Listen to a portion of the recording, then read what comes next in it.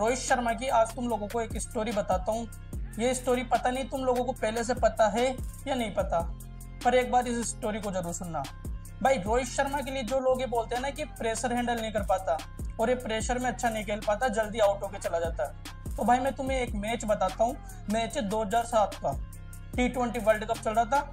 हमारी team south Africa के against खेल रही थी और ये एक नॉकआउट मैच था। अगर टीम इंडिया यहाँ पे हार जाती ना तो टीम इंडिया टूर्नामेंट से बाहर हो जाती।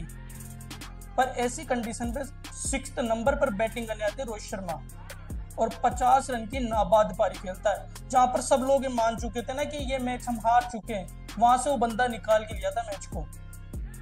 जो लोग बोलते हैं ना कि रोहित शर्मा ने पहले कुछ नहीं किया, ये तो अभी 2014 के बाद आया, उनको बता रहा हूँ अगर 2007 के अंदर अगर रोहित शर्मा नहीं होता ना तो तुम्हारे पास है T20 वर्ल्ड कप